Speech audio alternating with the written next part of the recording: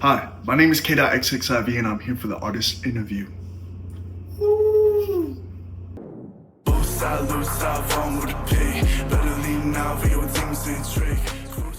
Tell us a little bit about yourself. What are some of your talents? Yeah, so I'm a musician. I'm a music artist. I record my vocals. I write all my stuff. I mix. I love to event plan. I love to direct. I love just making cool shit. That's my main thing. I'm a very big advocate for like when you're a creative to be community based, to work with the people around you, despite like whatever numbers, nothing, that shit doesn't matter. I love to just work with people and put together things that can bring people together, whether that's in my music, whether that's in the shows that I throw, anything. I love it all. I love it all. When did you know you wanted to be a creative?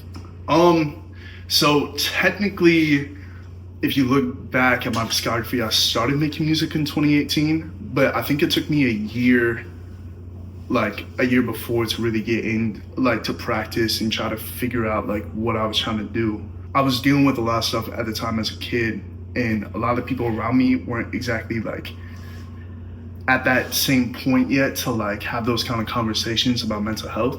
So I found a lot of like comfort in my music. I remember listening to 21 Pilots as like a big band for me that I had on repeat all the time. And I wanted to make music like them because they helped save my life. And I had a lot of friends who were dealing with a lot of shit, and some of them still are, and it's like I make my music for them.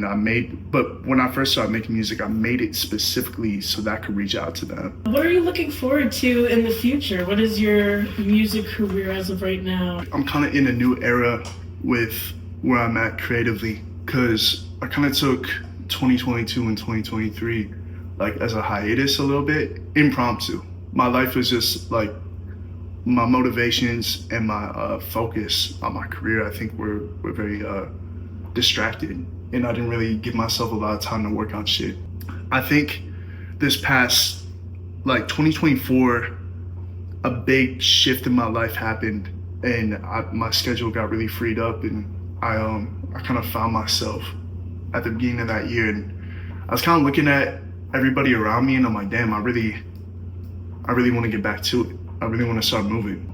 You know, moving into 2025, I think I've really held that up as like a big motto for me, is just to keep moving. I think 2025 is going to be full of new experiences and new songs and new messages to put out to people. Speaking of 2025, is there anything specifically that you would like to mention that you're working on? Any albums or singles we should keep a lookout for? Yeah, for sure. I'm working on a new album right now, and I've been really in the eras a lot lately. Like kind of on my Taylor Swift shit, where I just like to really kind of, I want to come out with something that feels like if you just found out about me and you hopped in when I'm in this era, you can like proudly claim like I was there during like this era when he was working on this project and he wore this shit and he was coming out with this kind of style of video or doing that kind of style of production. But yeah, with that being said, June is when that shit's projected to come out. You got something that I was working on the other day, but this is a second song that's gonna be on the album. It's called Sort Out the Stone. It's a supersonic, all they do is comment, all they do is comment. The voices paranoid, like samples that be chopping. Ain't no fucking stopping while I'm running out of options. To keep me unaware of all the songs that be dropping in. No stopping here when I make it concrete. We be selling, but it seems like shit but quit with risks. I guess I be lying to myself. And to be honest, I be crying out for help. And to be honest, I don't even know myself. And sometimes when I cry, I'm hit by the sunrise, I'm overwhelmed. Baby boy, just slow down. Baby boy, just slow down. You don't gotta go now. No, you don't gotta go now. To dive deeper into your sound, earlier you mentioned 21 Pilots. I want to know more about personal and professional influences. Where do you find your sound and your inspiration?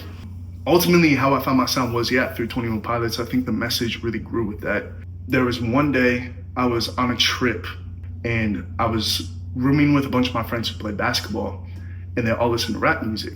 and I didn't really give like rap like a lot of attention to, because I was just like really into, I was like an emo kid. I had the fringe, I lived at Hot Topic, I had all the wristbands and shit, and that really reflects in my beginning projects. But I was sitting on the bus with them on our way to the airport, and I think Uzi had just dropped EXO Tour Life, and I'm like, everybody was talking about it. I kind of got FOMO, and it's weird because like I don't know if I should credit this to like FOMO or peer pressure or whatnot. Like not peer pressure, but like I was just like I kind of wanted to know what they were talking about, because they were really hyped about, like they're talking about like 21 Savage and like all these like rap artists, and I'm like, damn, I really want to check that out. So I listened to EXO Tour Life, but that same day I found this artist called XXXTentacion, and just blew my mind, because I didn't know that like mental health, like, and this is me just diving into like the surface level, like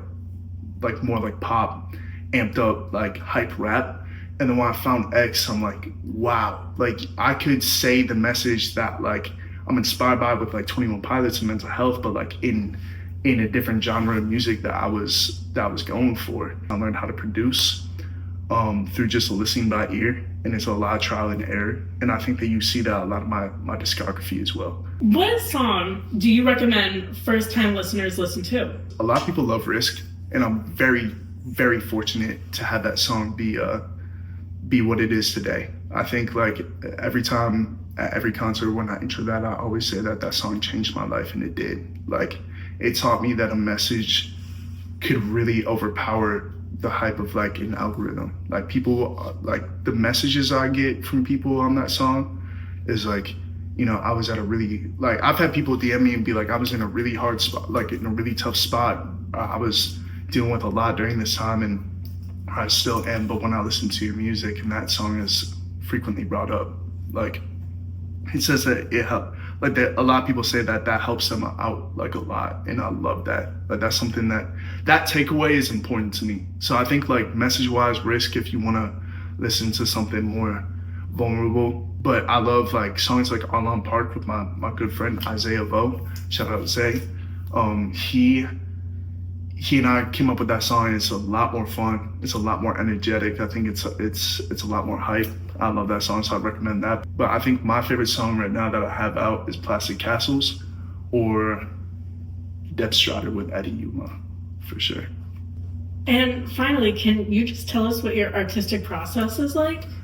I love to just like kind of start writing like a couple lines, and then I'll kind of build off of that. Sometimes like my music is a lot more generalized and a lot more kind of just random, where I'll be like talking about a bunch of different stuff. But I think like when it's a really like momentous song, or it's a very serious song, I like to have like a very like solid message. So that can start with that. But since I'm also a producer too, sometimes I'm like making a beat and then I just start rapping to it. Or sometimes I'll find a beat and then I'll start rapping to it. Or I'll be like chilling in my car, like thinking about something. I'm like, that's a bar right there. And then I'll write it down before I even have the music. And just, it's always random. Like, but I think my inspiration and my influence really comes from around like the people around me and the artists that I idolize and that I'm influenced by. Because for me, like creatively expressing myself is like my biggest outlet. I've tried so many different things on like how to deal with certain shit, and I feel like music is like one of the because I don't do drugs, I don't drink that often. This is like the only thing that's like my vice, because I hate not being sober. I love like being able to like consciously think, even if it hurts. Like I want to prove to myself that like I can deal with my shit without other things. Like, and no disrespect to people who are dealing with that shit like through that way, because everybody's got a story, everybody's got motivation. But for me, I'm very big on sobriety. It's like something that I want to deal with my emotions, where I can just like, you know, put on those headphones and I feel like I'm like, I zone out. Forgetting everything except what's right in front of me can be really good if I'm stressed out about something. So it's like I love to just get in my zone, and that's what I know. Like I'm kind of in like a, you know, like the flower field in like Twilight, where like Edward and Bella like always go to. That's why I imagine as a visual setting. for like my mind when I go in there. I know that's just like goofy as fuck, but like that's how I feel. Like it's just kind of like I'm frolicking throughout a field, talking about depressing shit and making really cool music. So yeah.